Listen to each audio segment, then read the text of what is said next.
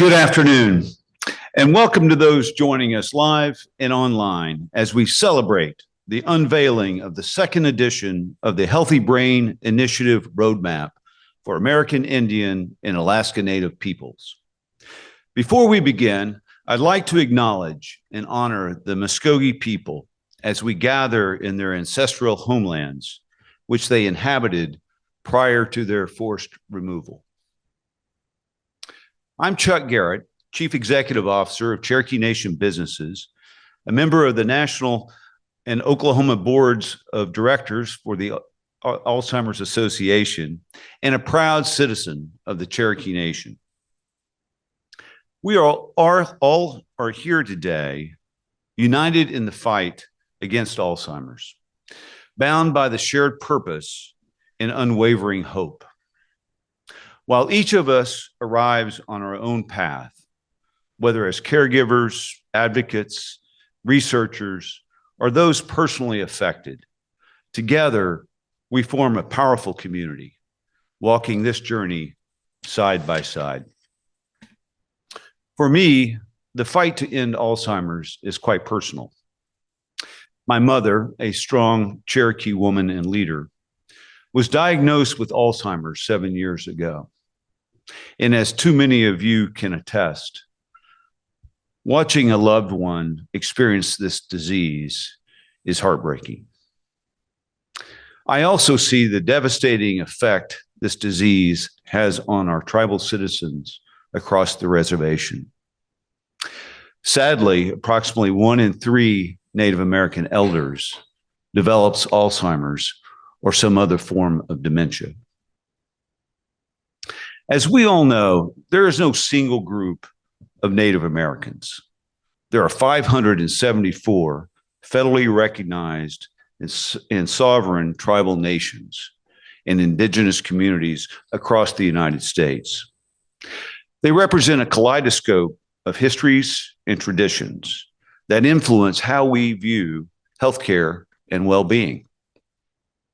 While resources for diagnosing and treating Alzheimer's must become more accessible in indigenous communities, it is imperative that our unique cultural backgrounds and experiences be honored in determining how best to deliver healthcare services in our communities. Native Americans are not only a diverse people, we are also a resilient people. The impact of forced removals from our ancestral lands, the lack of resources for generations, and decades of policies that have negatively affected our livelihood have only made us a closer and stronger community that knows what it takes to overcome adversity.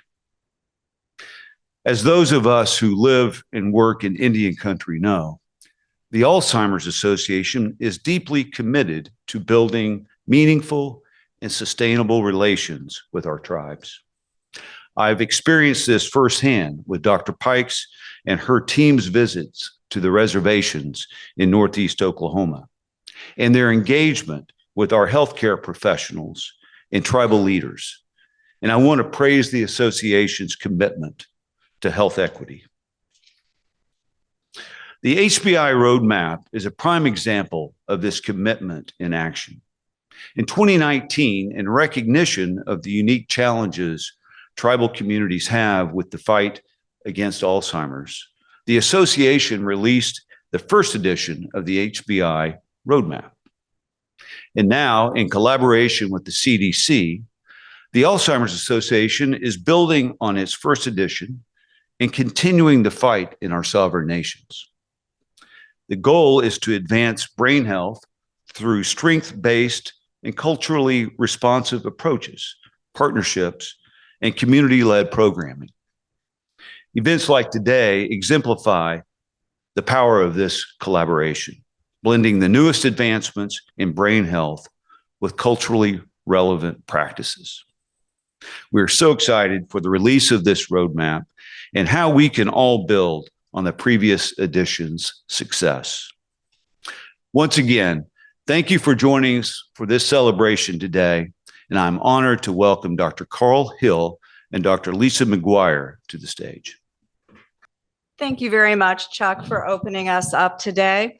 Carl and I are very excited to be here today and also to share with you the launch of this great product that you're going to hear a lot about today.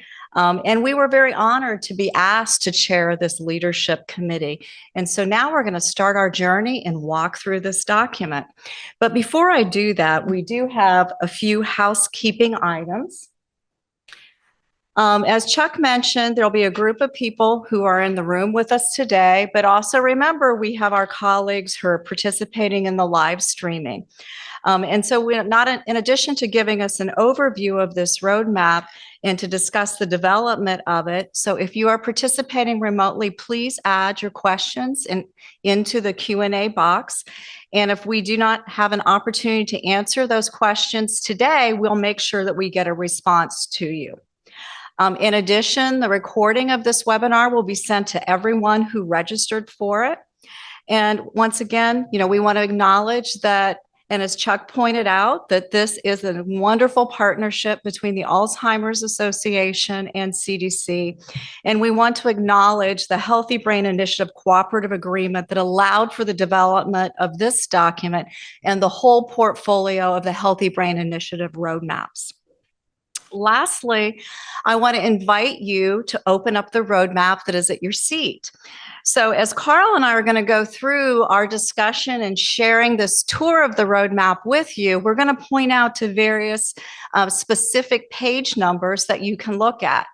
If you are participating with us online, we will provide with you some information in the chat of how you can download your own copy of the Healthy Brain Initiative roadmap. And we will start our journey moving forward.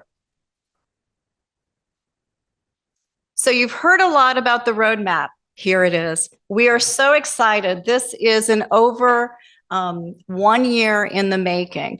Lots and lots of involvement, and I'll tell you a little bit more about that later, of different members from tribal organizations, public health organizations, all to shape this document, to make it as meaningful and useful as possible, to really try to make an impact on American Indian, Alaska Native peoples with respect to their brain health moving forward. So, of course, taking into account that public health strategy. So this roadmap has 13 actionable items or actionable steps that can be used by public health professionals to strengthen their public health response to Alzheimer's disease and dementia in American Indian and Alaska Native communities. Now, I want to point out to you today, this is not the first roadmap that we've developed for tribal communities. This is the second. So once again, Chuck pointed out to us the previous roadmap, and this was a great work and labor of love of many people who were in the room today, who saw this as an important endeavor that we should take on. So I want to point out to you a little bit about the timeline. So the first thing to keep in mind is the public health approach to Alzheimer's disease and related dementias is pretty recent. The Healthy Brain Initiative this year is celebrating its 20th birthday. We could say anniversary, but it's 20th birthday. And you can see that, but if you think about public health issues, that's pretty recent. And so what we have accomplished a lot and so much, and I will say the reason we accomplished so much was that strong partnership between the Alzheimer's Association and CDC. So what have we accomplished during that time period? So this slide is a great graphic illustration, but what have we accomplished? We developed the first roadmap ever in 2007 that was launched here. And that roadmap was the first time we had priorities established for public health. And so what did that first roadmap do? It really established that brain health was a public health initiative and a thing that we should be considering. So since that time, we've had 4 roadmaps for state and local public health. You've heard that we had the roadmaps for tribal communities, the first one, and American Indian Alaska Natives peoples that we're celebrating today and launching today. But there's other important things up here in this timeline that I want you to realize. We did not have, prior to this 20-year period, we did not have national surveillance on cognition or caregiving. That is something that was established through that wonderful partnership between CDC and the Alzheimer's Association to make sure those questions became institutionalized and are available on the BRFS and Haynes and other national surveys. Also, prior to this time period, there weren't national goals related to Alzheimer's disease and brain health. So Healthy People has objectives for Alzheimer's disease and related dementias. It's called Dementias Including Alzheimer's Disease. And there's 3 objectives on Healthy People 2030. Healthy People 2020 was the first time those were added. Other things I want to point out here is there was developed during this 20-year window, which we all helped contribute to, was there a national plan for Alzheimer's disease. So you hear many people refer to the National Alzheimer's Project Act. It was signed into law in 2011 and just reauthorized again this year. And other important things that I want to point out was the passage of BOLD, Building Our Largest Dementia Infrastructure, which charged CDC with doing some very important things. It charged us with helping to build that public health infrastructure for Alzheimer's disease and related dementias by implementing the actions in the Healthy Brain Initiative roadmap. So CDC in the first go around funded 23 departments of public health to really implement that roadmap and funded 3 public health centers of excellence, 1 on dementia risk reduction, 1 on caregiving, and 1 on early detection and diagnosis. The second round of the BOLD public health funding is we were funding 43 departments of public health. So look at all we've accomplished in 20 years. So 20 years, we've established those national priorities for the public health departments, for the nation through HHS, and we have measurable goals and ways of measuring those. So we have, not only is this roadmap a lot to be proud of today, but everything that has been accomplished in those past 20 years. So now I'm going to talk with you about some of the what's new with this new roadmap. So you've heard a little bit about us having this leadership committee, and this leadership committee really started to focus on a lot of the lessons learned from the last roadmap. And so some of the things that we focused on is we had a big emphasis on the indigenous determinants of health and really wanting to bring a strength-based approach. One of the concerns about the previous version is we talk about decrement, we talk about disease, we talk about all the negatives. But the thing is, we need to think about all the strengths and the other characteristics the communities bring that they can use with working within their focus. So if you look at page 10 in your document, you will see those indigenous determinants of health listed for you, those strengths. So value and respect for elders, importance of family and community, resilience, and a focus on holistic health. So many of these indigenous determinants of health promote behaviors that we know not only improve brain health, but may also reduce the person's risk for dementia.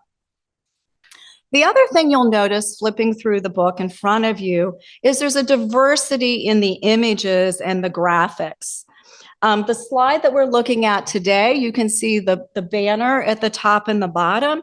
And each section of the book has different imagery that represents different regions or different tribal nations. So for example, the graphic we're seeing here, the top and the bottom, that represents tribes in the Great Lakes regions. Also, you'll see throughout the book are lots of examples. People love examples. They want to see and hear about the successes that groups have had doing these types of things. And you want to hear about the successes of small groups who may have had little resources and made a difference, as well as you want to hear about those who are medium resourced and larger resourced. So Carl's going to talk a lot about some of the different specific examples in here. The other thing that I want to point out is the framework that this roadmap was developed with is also mirroring the framework that we use for our roadmap for state and local public health. But we want to keep in mind, we didn't just use the same framework. We made sure that it was modified and adapted in a way that felt culturally centered. The most visible imagery in this document is on page 30. We lovingly refer to it as the wheel. Now, the wheel really is that founding framework and allows us to see, I mean, you can see if you look at this framework, you can see the emphasis on primary prevention with risk reduction. You can see the emphasis on secondary prevention with early detection and diagnosis, as well as you can see some of the tertiary aspects related to caregiving. So the other things I want to point out about this wheel is, yes, you can see the primary, the focus of the whole process, but at the same time, the imagery. The imagery that was selected was really the result of the great minds of our leadership committee and our design team to come up with icons that represented domains of this wheel, but also were relevant to folks in the tribal communities. So for example, in this framework, we can see that there's 4 domains here. So I talked a little bit about primary, secondary, and tertiary prevention, but these domains do link to the essential services of public health. And the thing that we want to see within this wheel is it really is depicting the interconnectedness of these different elements within this wheel. People aren't necessarily wholly in one aspect of this wheel. We can see that they may ebb and flow into different components of it, or that they may fit differently. So we know that from a public health perspective, models work great. And we know that this approach, especially that whole social ecological approach, tends to work well from when we look at the individual level through the policy perspective. All right, let's do a little bit of a deeper dive into these 4 domains. So these represent the essential public health perspectives in all communities. I mentioned before we have 13 actions, and these actions are listed for you on pages 2 and 3 of your document. So together, let's look at E1. So look at E1 and to kind of get a feel for what I'm describing. So first off, if you're familiar with our state and local roadmap, this is very similar to the action of P1 and the state and local roadmap from the policy and partnership domain. Now, the thing that I want to point out here is the leadership committee and the others reviewing the document felt that it was really important for us to begin this in this document with the community. And you'll see that the E domain, or that community domain, is really the first emphasis and area of focus. So thinking a little bit more about E1, E1 talks about how we engage American Indian, Alaska Native communities to increase awareness and share knowledge about brain health across the life course. So we know that there's some data available from the ALZHEIME'S Association that shows us that 53% of American Indian and Alaska Native adults believe that memory loss is a normal part of aging. Let me say this again. 53% believe it's a normal part of aging. One thing that always would strike me when I would talk to community groups is the number of people who would come up to me and say, what do you mean? That's just what happens to all people. But this is, I mean, one of the things we as a community, yes, I'm getting on my soapbox, we as a community need to think through and really change that. We don't want people to realize or think that Alzheimer's disease is a normal part of aging. We also know, keep in mind, over 50% think it's a normal part of aging. 1 in 4 American Indian, Alaska Native people worry about developing Alzheimer's disease. So by looking at the data tells us a lot. It tells us a lot about the communities that we're working with. It tells us a lot about what they're thinking, what they're believing, and also provides us some of those opportunities and places that we need to think about intervening. The other thing that I want you to think about when we talk about this data aspect too, is we'll use the term about sharing knowledge. So the thing that we mean by sharing the knowledge or sharing the data or sharing the information is we want to make sure it's a two-way street. So in other words, if we have information, we want to make sure that that information is being shared back to the American Indian Alaska Native communities, the elders, and public health, as well as healthcare professionals. And so that it's going back and forth, not only to those people who can act upon it, but also those people who provided that information. And we want to make sure that those public health approaches are culturally centered and rooted in traditions. So I'm going to turn it over to Carl. And Carl's going to tell us a little bit about some of the storytelling and some of the other features that are involved. All right. Thanks, Lisa, and hello, everyone. Really excited about today's celebration, celebration and good momentum. So as Lisa said, some of the most consistent feedback that we received was that the information and message of the updated state and local roadmap was great. It was great, but it was difficult to translate the message to community members and partners in ways that were culturally centered, right? And so you can find the section that I'm going to go through now, beginning on page 18. Turn it there for me. So similar to the icons, we took bits and pieces from different people's feedback and also kept coming back to the leadership committee's charge to incorporate storytelling into the roadmap. In the leadership committee meetings last March, we discussed how nature and water are something that many tribes hold sacred and is a message or story that can span across different identities. Another uniting factor was family and respect of elders. We combine these concepts into the story that is in the roadmap, which is the story of a woman's journey through the continuum of dementia with her family and nature with her. The story is meant to be used to show the opportunities to incorporate cultural strengths into primary, secondary, and tertiary prevention. When the story begins, as you can see, the woman and her family are engaging in healthy activities while enjoying a picnic by the river.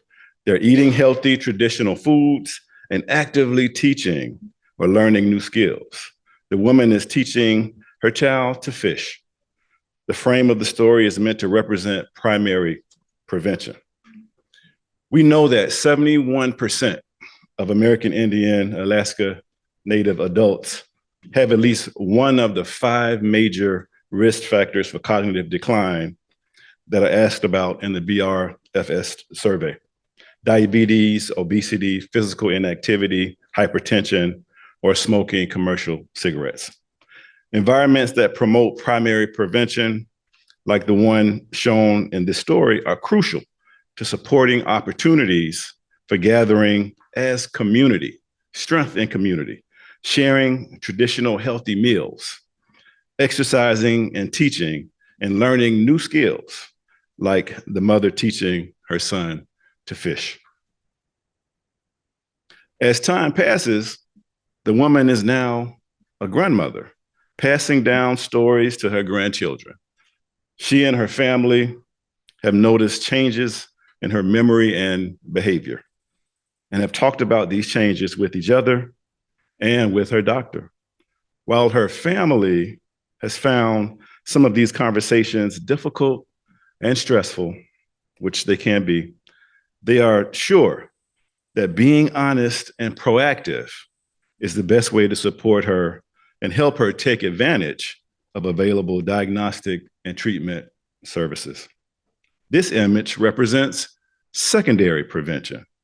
It shows that the woman having meaningful engagements with her family, you can see family members taking on new roles. The son she was teaching to fish is now grown and catching dinner for the family. The tribe has all installed a bench by the river, so it's easier for the woman to continue to come and enjoy nature with her family. You see, this story tells us the family is talking with each other and their healthcare team about the woman's memory and thinking challenges. In secondary prevention, we want to promote the benefits of early detection and diagnosis, like the ability to continue to have meaningful moments with family outside of a healthcare setting. Time continues to pass, as it does, and the family has expanded to include a fourth generation. The woman, now a great-grandmother, has been diagnosed with Alzheimer's disease, unfortunately. Her extended family, along with other tribal and community members, continue to help her stay connected to the land by supporting her and sharing a healthy traditional meal. They embrace their role as caregivers, help her manage activities of daily life, and support her continued involvement in the ever important community. They respect her as an elder and encourage her to continue to share her wisdom, language, stories, and traditions with her family and the community. They also support each other by sharing their responsibilities of caring for their loved one. This part of the story represents tertiary prevention, that is, or safety and quality of care and support of caregivers. In the image, we see the woman is joining her family for a meal by the river. Her health has declined, but public health interventions are helping her remain engaged. Her caregiving team is supporting each other and her. The tribe has built a path so her wheelchair can make it out close to the river. Her son is teaching his grandchild to fish now. Life moves and changes and continues. And her role in the community is moving and changing, but also evolving and continuing. It is a very difficult reality that a survey by the Alzheimer's Association in 2020 found that 35% of American Indian and Alaska Natives adults said that they do not expect to live long enough to develop Alzheimer's disease. As we work to increase awareness about dementia, find treatments and cures, and promote the overall health of American Indian and Alaska Native people, we also want to show people living with dementia and Alzheimer's disease can and should continue to be part of their community. That story can be a useful tool, but what's even better are real stories. The roadmap, if you go to page 53, please, you'll see the start of the Communities in Action chapter that tells 12 stories of communities working to improve brain health and the lives of people living with dementia. You can see these communities on the map. When you flip through the pages, you will also see the domains that the work covers, so that if you're looking to get started with community action, you can flip through and look for the sun icon. In addition to this chapter, there are more stories and examples throughout the text. And as Lisa mentioned earlier, the photos and patterns throughout the book add to the story. We want to extend our thanks and gratitude to everyone who shared their personal stories, their time, and their talents with us to be able to bring the roadmap to life in this very special way. You see, a core function of public health is to be a convener. It is our hope that the many stories and examples in the roadmap give you reasons to reach out and connect with other communities doing similar work to this. So what's next? Immediately next is a panel with 4 members of our leadership committee. I tell you, they provided great leadership. But before we get to that, I wanted to give you a few more tangible next steps. Right now, there's a funding opportunity open to implement this roadmap. Check out the request for applications. 10 organizations will be funded to participate a 9-month program to implement the roadmap. We hope you are one of them. We will add the link to this in the chat for those of you online, for those to check that out. We also have a lot more coming with the roadmap. The release of the book is only the beginning. Over the next few months, we will have additional materials and have some more deep dive webinar sessions with our partners at the International Association for Indigenous Aging, also known as IA². Please stay up to date with all of this information by signing up for the Public Health e-news. And if you're wishing you had a hard copy of the roadmap, like we do in the room today, look for us at conferences this spring or email us at publichealth@alz.org. I'll say it again, publichealth@alz.org, and we'll get copies to you. Now, let's get to our panel. Can we do that? Can we get to the panel? Okay, all right. We have 3 leadership committee members joining us to talk about the development process.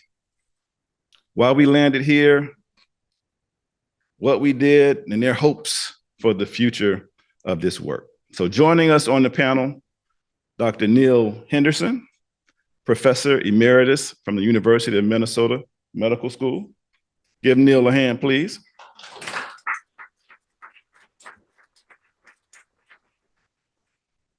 Dr. Colette Adamson, Director of the National Resource Center on Native American Aging at the University of North Dakota.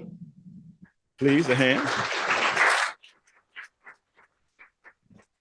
And then Dr. Jordan Lewis, Director of Research and Research Professor at the Center for One Health Research at the University of Alaska Fairbanks. So Lisa, I'll turn it over to you for the first question. Great. Thank you very much, Carl. First, you can see the folks that we've had participating as our leadership committee, and they are listed in the back of your roadmap as well, too. But we had 19 members. And these 19 members really put their heart, their soul, their blood, their sweat, and probably a few tears into the development of this document. So we definitely want to congratulate and thank all of those folks for participating in that. We also had a list of federal agencies or federal organizations. So there were federal liaisons that represented 9 federal agencies who did the same thing. They reviewed documents, they put information in, they helped us think through, and their names are also listed in the back of the roadmap too. But we wanted to get as broad a perspective to help us inform the development of this roadmap. And so other ways that we did that is we had listening sessions at national meetings, such as at NICOA. We had open input periods that we promoted and advertised. And through those, we got responses and information from people that were tribally affiliated and non-tribally affiliated public health organizations. We got responses from 207 other individuals who provided us with some really neat feedback and some great perspectives.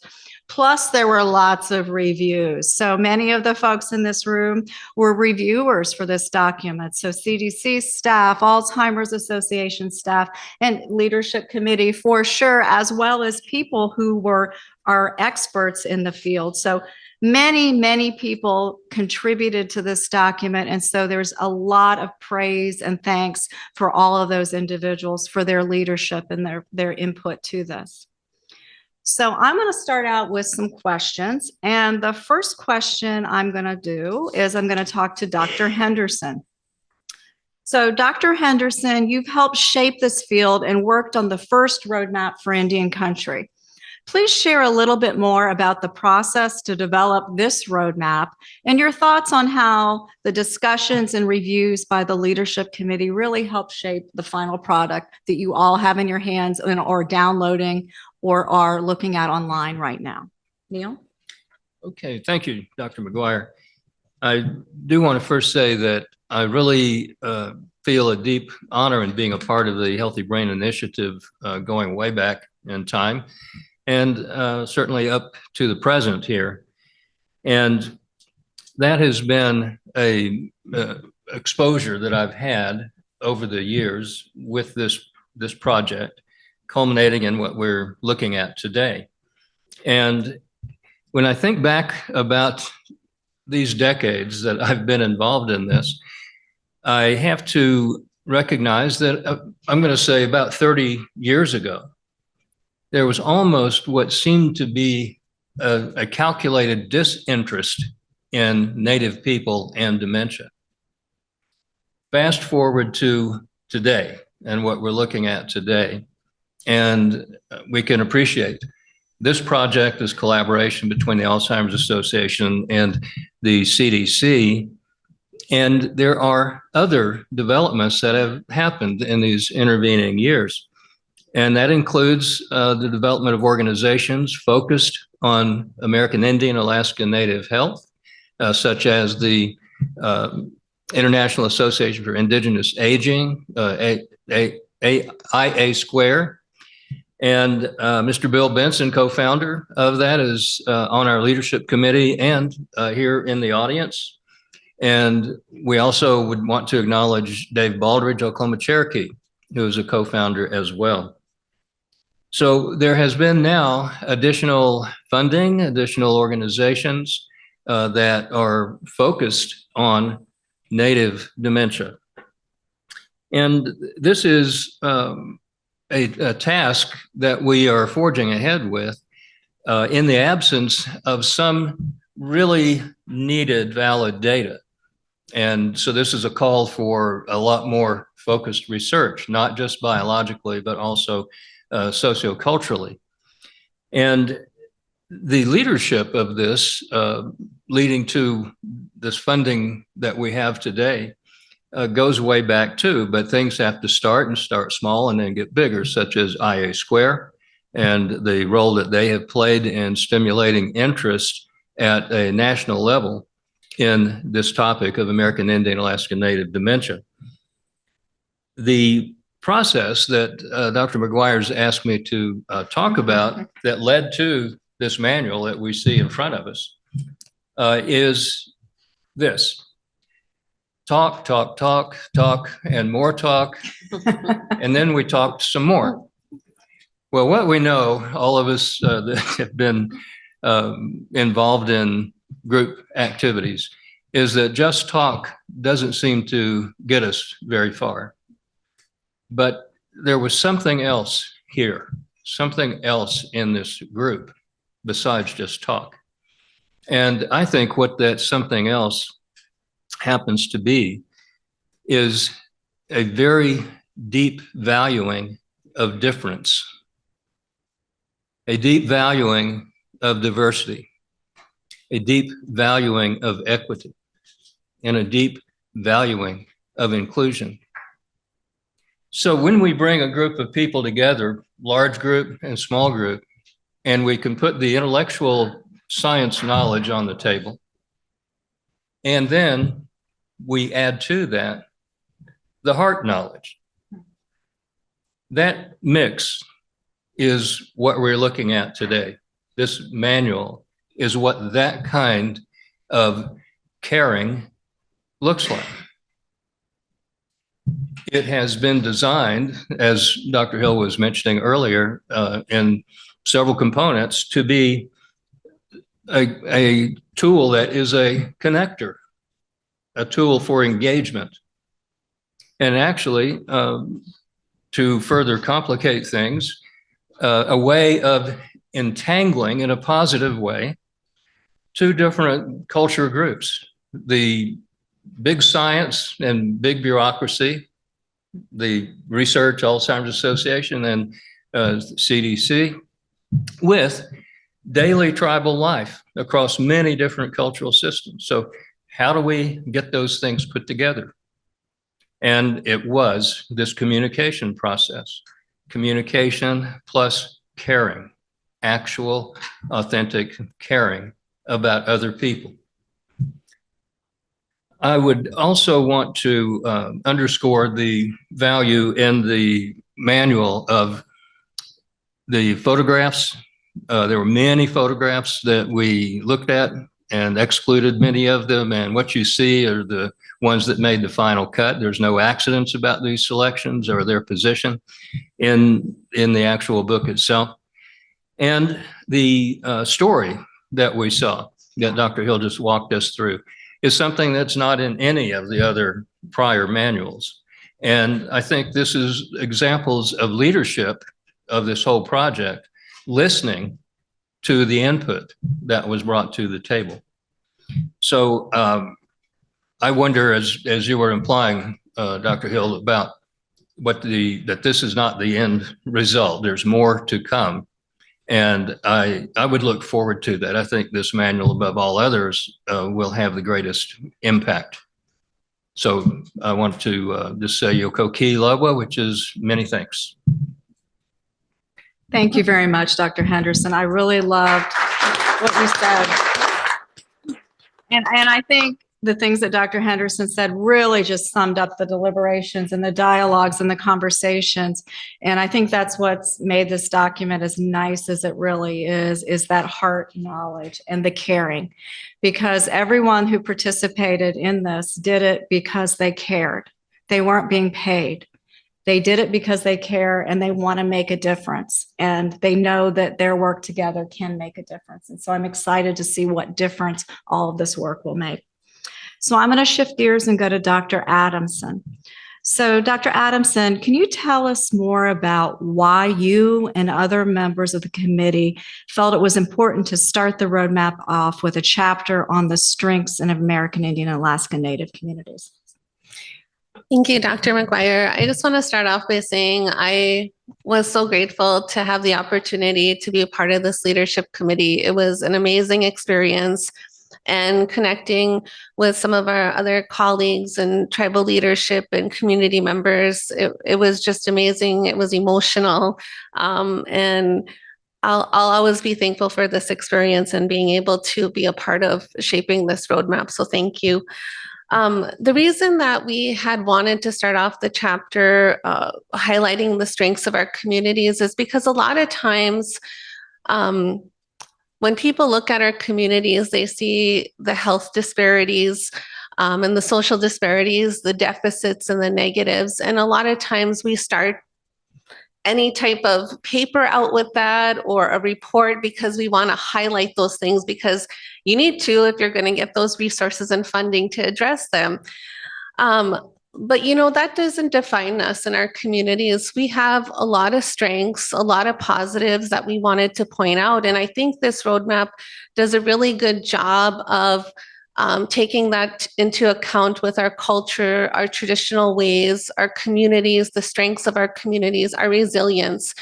You know, throughout the years, we've battled a lot of different things, you know, factors that were beyond our control with, you know, boarding schools, the relocation program, wanting to assimilate us and take away our culture, our traditions and languages. And, you know, that is a part of our strengths. I mean, people forget that for thousands of years, we were a healthy people. And that was because, you know, we live by our cultures, our traditions, our communities, and we had that balance. And so we wanted the audience of this roadmap to understand that we have these strengths and that it's important to look at our communities and build off of the things that we have and on those strengths.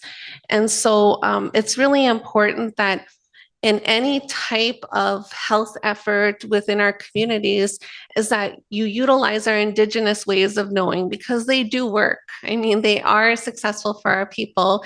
And then combining that Western ways, I think will be the best way to advance the health equity of our people. And that's why I think this roadmap, it was really important to the leadership committee that we put it, utilize that strength-based approach by valuing what our culture and traditions and our communities have and incorporating that into how to best serve us for our people and our communities. Thanks for that, Colette. Thank you. So, Dr. Lewis, Thanks for joining us from the University of Alaska. We heard from Lisa earlier, that the first roadmap for Indian country was that, Alaska Native villages did not feel represented, in the document, and so I know that you worked hard to help us ensure Alaska Native people were well represented in this text, visually and in stories. And so can you share some of these stories and why ensuring Alaska was well represented? And why was that important to you? Yeah, thanks, Jordan. Thank you, Dr. Hill. And like my other two fellow panelists there, I want to just echo the sentiment of, being honored to be a part of this leadership committee and have the chance to feels like a small part of having contributed to what's in it now, and I think the big impact it will have beyond what we've been doing. And it's also, I appreciate the opportunity to be able to attend virtually. It seems like I think Alaska is warmer than where you are today, so I guess I'll enjoy our warm weather.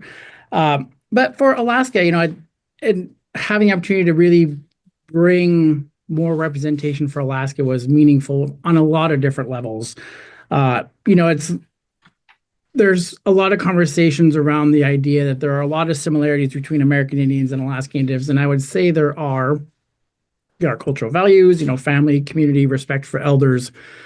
But when it comes to like the visual representation, the stories, I think so many times whether it's because our communities are too small or we don't understand how to get our voice heard or who to contact or who to talk to. And so having that chance to be the voice in that representation, I've already heard from people who've seen what it looks like. They're excited to see that, there's people who are fishing, there's things, from our communities. And so we're hearing these conversations around how meaningful it is to them to see that, it may be similar in terms of rural, family and community, elders, respect.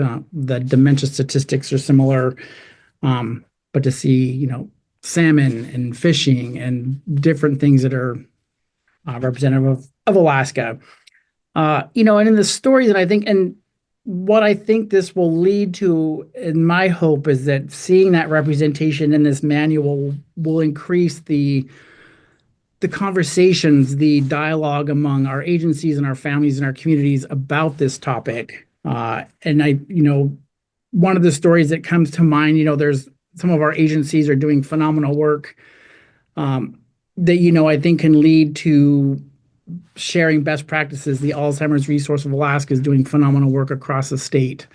Aleutian and Pribilof Islands Association, the Native Village of Galena, they've educated their entire community about what dementia is and have really taken a strength-based perspective on if everyone's aware of what's going on, we can support our elders to age in place longer and reduce that fear and stigma that exists. And so, those small stories that happen, our villages are small, but our impact is huge. And so it's really exciting to have that chance for our stories to hopefully, maybe it may be in the Aleutian Islands, but may have relevancy and spark interest and see the commonalities for, somewhere in Oklahoma or Minnesota. And so it's meant a lot. It's been really exciting to have that chance to kind of bring that representation and see the impact it's having already, just in terms of people feeling excited and feeling more connected to what's in that guide.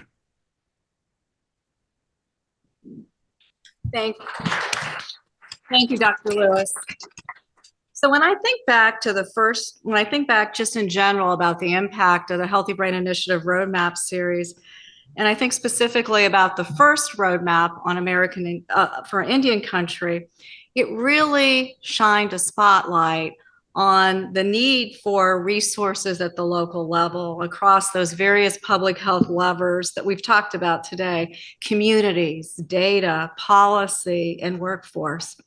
And I think many of us in the room recognize, since that roadmap was released in 2019, how many great things have actually happened. For example, CDC received funding for BOLD. We were able to fund some some groups that had an emphasis on tribal issues, and they were able to implement the Healthy Brain Initiative Roadmap for Indian Country in their jurisdictions. We also know that the Indian Health Service received the first ever funding. Can I say that again? The first ever dedicated funding for Alzheimer's disease. So just at a national level, we have seen lots, this one document do lots of great things to truly help improve the health, well-being, and quality of life of people. And so I'm really excited to see what the impact of this document is going to have.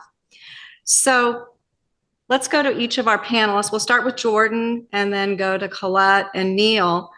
So after your work helping to build this new roadmap, how do you hope it will be used? So Jordan, how do you hope this roadmap will be used?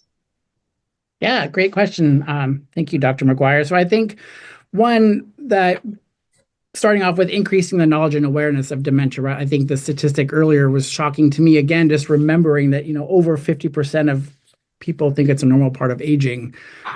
And so increasing that awareness, getting people to have those conversations, maybe seeing their primary care provider, having conversations among your family, whether it's your immediate family, fictive family, your communities.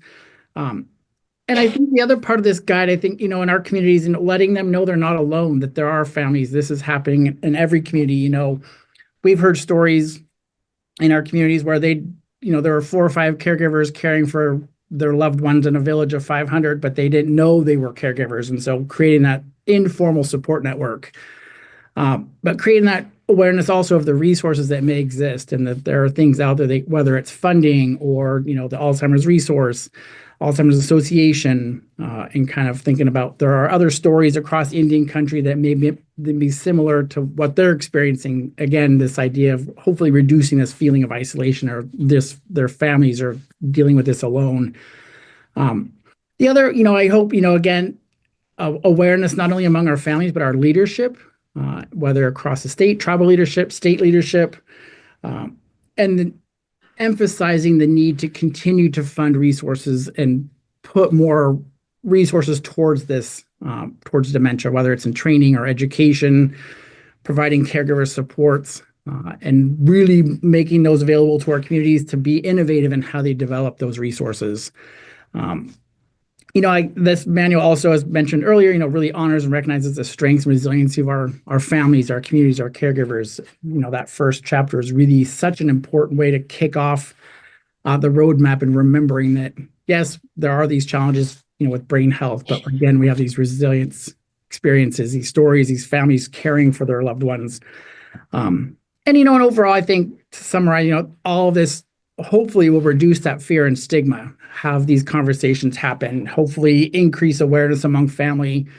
We hear stories of multiple family members, having a loved one with dementia, and it goes down to that primary caregiver because of the lack of awareness that whether they feel they're mistreating their mom or it's something else, it's not dementia related. And so it, kind of fragments family systems. So hopefully through this, they can realize that dementia is not a normal part of the aging process, and there are resources and supports out there. And again, allowing families, once they have this information, to really think creatively and find ways to support their loved ones, whether at the family, community, agency, policy, federal levels, tribal level. But yeah, I think just knowing they're not alone, that there are resources to support them to. Right. Thank you very much. Thank you very much, Dr. Lewis. And we'll go to Colette. Same question. How do you hope this roadmap will be used? So I agree with a lot of all of what Jordan said. I think that, this roadmap can be used as a tool to educate, our elders, our family, our communities, our leadership, which I think is really good because it provides them education around increasing awareness around brain health, but then also, educating our tribal leadership. But one other area that, I think it could be used in, and I hope it is, are by some of the providers that come into our communities. We had talked a lot about this at leadership, is that, right now it seems like kind of identifying these early brain health or cognitive issues are kind of on the elder or the person experience it themselves or their family members. We need providers in our communities that come in and understand our cultures, our traditions, and our communities. And I know that, as American Indian Alaska Native people, we have a lot of similarities, but we're all diverse in our communities. So I feel like this roadmap can really lay out for a provider or any type of, caregiver or person providing healthcare in our communities, can learn about, going into our communities and learning about our people, our community, our culture, our traditions, because the more that they do that, they're going to build that trust. And that's really important whenever you have, that patient-doctor trust. So I think utilizing this tool for them and educating themselves, it really lays it out in a good way for them to be able to serve our people the best. Because if you don't understand our communities, you don't understand our people or our cultures, how are you going to appropriately help service in that way for healthcare. So I think that that's really important. But overall, I think that this roadmap can be used. I know we were looking at specific audiences, but I feel like this roadmap can be used for a number of different people in different professions to understand us and to understand our communities and our people around brain health. So Thank you so much, Colette. Dr. Henderson, so how do you hope this roadmap will be used? In a couple of ways that come to mind here. And the first one is the emphasis in this new document that is on public health, a public health model and approach. And I think a lot of times people think about just the doctor-patient interaction and treatment and diagnosis. And as critical as that is, we know that it operates at more of a community level. And this shift toward thinking about this condition as a multifactorial community matter, I think will go a long ways toward helping another emphasis in this new one on risk reduction and the knowledge and the behaviors that we feel like are protective in terms of brain health. And there's many things that go on with regard to the sense of this condition in the context of a tribal community. And one of those is that at least I have the impression that in many tribal communities, there is more a sense of we're all in this together. We're all in this tribal community together. We are something of a unit, as opposed to the hyper-individualism that we might see in other places where it's just me and what I want is what I get and so forth and so on. I think there is a greater sense of collectivity that maps onto a public health / community health model. That implies then that the community can engage in actions that are brain protective. And I do know with a lot of tribal nations, they have recreation centers that are available for everyone, lots of equipment, lots of new equipment. And yet at the same time, it may be that people that are out chopping wood. That's a pretty significant sweaty activity in my experience. And the walking places, as Sherman Alexie, the author from Spokane, says, there's a lot of walking that takes place in Indian country and Alaska Native villages. And so if we examine, as Colette was saying earlier, if we examine the real life ways, what really takes place in tribal communities, I think we'll find a number of activities that can be identified, not left as kind of, well, of course I have to chop some wood. Think of it as something of a ritual of community protection. As I myself am protecting my brain, I'm able to participate in the community. I'm able to communicate and teach grandchildren.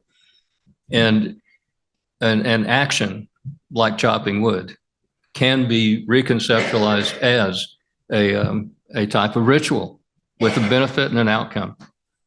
So I think the seeds for all of that are emphasized very well in this new one. Thanks for that, Dr. J. Neil Henderson. I tell you, I've been working with Dr. Henderson for 20 years. I was a new project officer at NIH, and Dr. Henderson was a grantee of mine, but I was a mentee of his, and always learning from him and everything that he says. So just a powerful to work with you in this regard. So thank you for that. So, and thank you all of us, to all of you for joining us. I know there were questions that we were not able to get to. We will send out a follow-up email and the recording to all who registered. And the recording will be posted on the Alzheimer's Association's website.